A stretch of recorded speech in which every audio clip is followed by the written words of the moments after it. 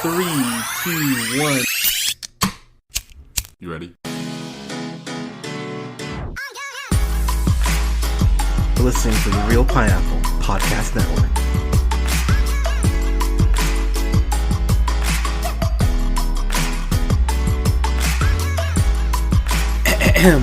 Good evening, everybody. Good morning, actually. Thanks so much for listening. This is the Real Pineapple. This is your humble host, Hunter, here, and I was laying in bed trying to fall asleep. I usually pass out around 1 o'clock, maybe 1:30 if I'm lucky. But I'm laying in bed and I'm on YouTube just flipping through stuff. I saw Marvel released their first teaser for the Black Widow movie, which comes out in May, and I went, oh, well, I have to talk about this real quick. So it is definitely a teaser trailer. You don't get a whole lot, but it gives you a very good vibe as far as what the film's going to be. It starts off with this kind of a recap of her character, her talking about the Avengers, about how, you know, she found this family and, you know, she'd do anything to protect them. And as far as where this falls on the timeline, you should be caught up on the MCU by now. If you're not, I'm about to drop a huge spoiler for Endgame, so just go la for like a minute. Black Widow, of course, died in Endgame, and so this is clearly a prequel. It sounds like from just the cues that the clues that the movie gives you, or the trailer gives you. Good grief, I'm tired, guys. Sorry, but just as far as the clues, it sounds like this is set pretty soon after Civil War, because, you know, they of course talk about how in between Civil War and Infinity War, how Cap, Falcon, and Scarlet Witch, Vision, and Black Widow were all on the run after the Sokovia Accords being signed, and they don't really tell you what happened with Black Widow in between that gap. So I think they said it's like a 2 or 3 year gap between Civil War and Infinity War. I think it's like a 2 year gap.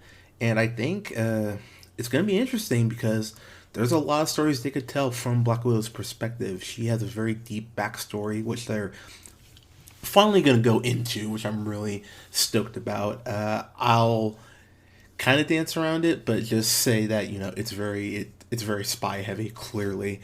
One of the things they do show in this trailer is they show this awesome fight scene with I think it's Yelena, that's how you say it, Belova. It's her sister, played by Florence Pugh, and I haven't seen her in anything. She has a pretty damn good Russian accent just from first listen. I was like, oh, that's actually really good.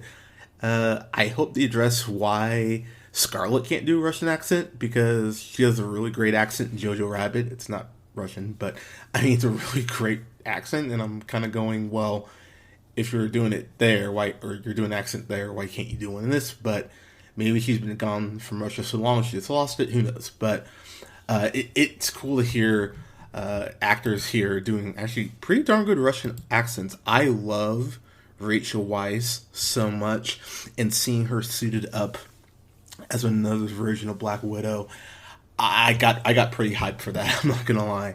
As far as the action scenes, it looks like it's very varied as far as the action. It looks like it's a lot of hand to hand. There's gonna be some CG.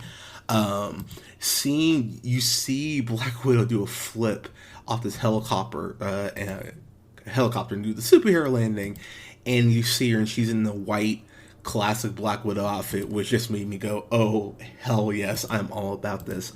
You get a little glimpse into the Black Widow, the origin of the program, which I'm really curious how they're going to explain it, as far as adopting it from the comics, but I was excited to see that. It looks like they're going to kind of keep the core of what that is. I got to talk about this real quick because I'm replaying Spider-Man PS4 right now, and Taskmaster looks amazing. He looks like such a badass. Like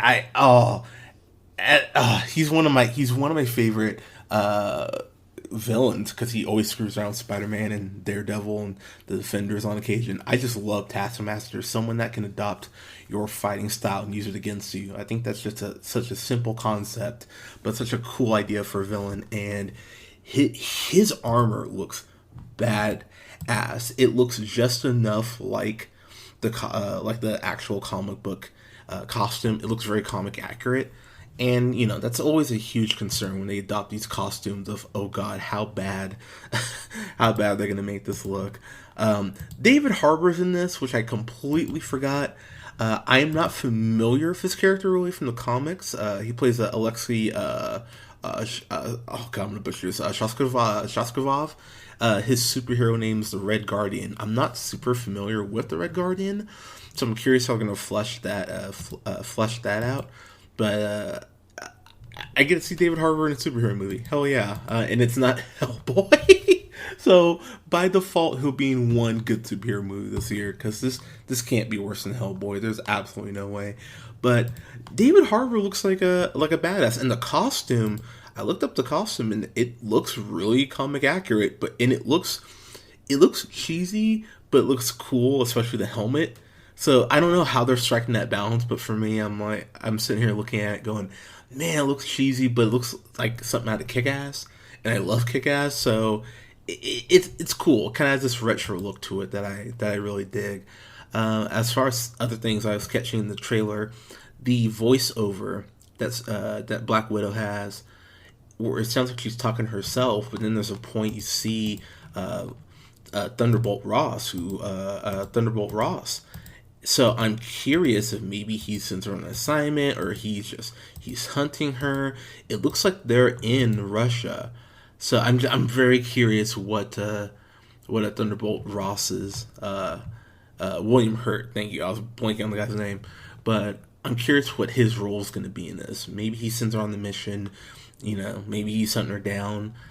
Maybe it's a blend of the two. Who knows? Because she, Black Widow in Civil War, let Cap and Bucky go. So she's kind of on the government shit list at this point. So it'll be interesting to see if they work that in, and maybe that's why she goes to Russia. I'm very curious about that.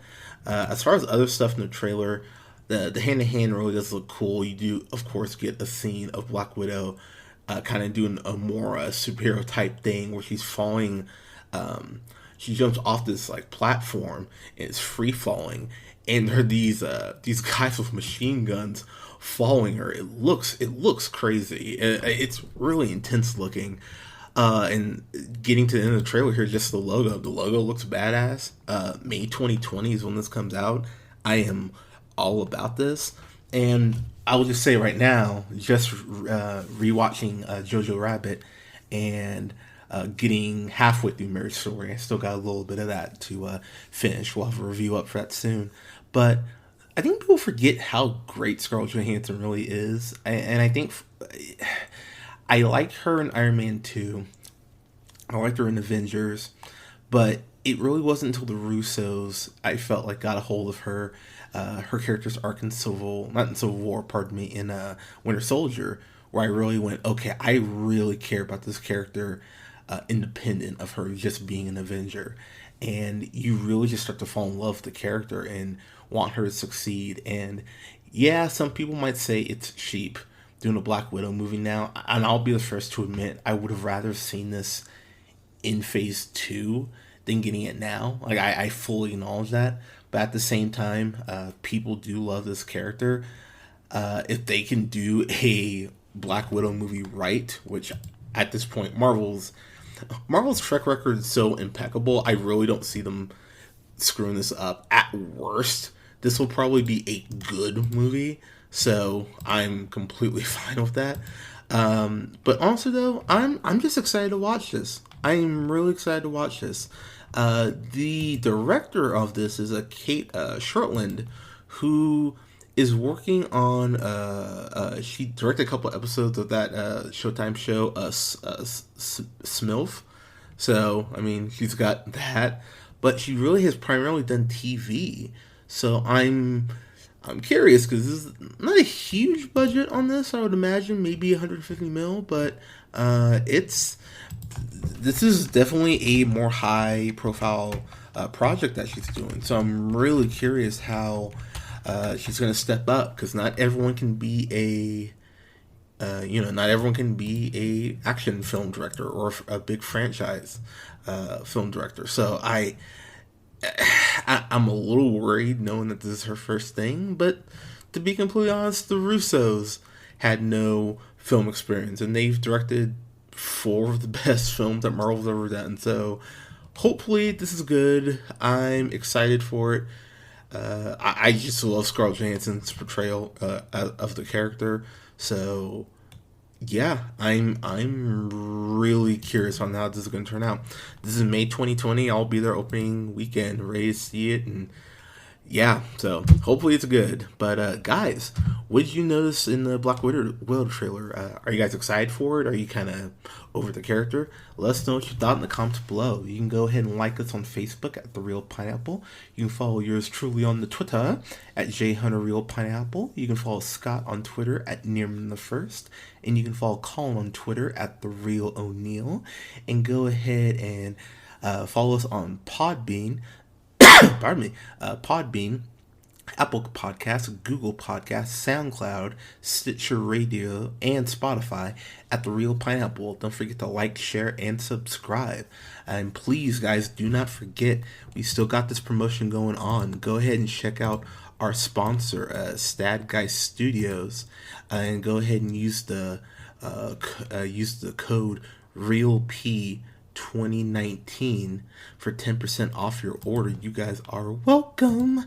And guys, we are gonna have reviews up in the next week or so, next week or two. We're gonna have reviews up for Marriage Story, The Irishman, as well as Just Mercy and the Vanilla Ice classic Cool as Ice, because OJ of the KJ and OJ show told me I have to watch that movie. So I'm curious on how bad it's going to be. I know it's going to suck, but we'll have a review up for that as well. And guys, here next week, we're going to start our holiday film series. So we're going to have reviews up for The Grinch, Illuminations version, the original Nightmare Before Christmas. We'll have a review up as well for Die Hard and Nightmare Before Christmas, along with some other Christmas stuff as we head on to the Christmas season. Guys, thank you so much for your support. Thank you so much for listening. Happy holidays, and we will talk to you guys soon. Take care.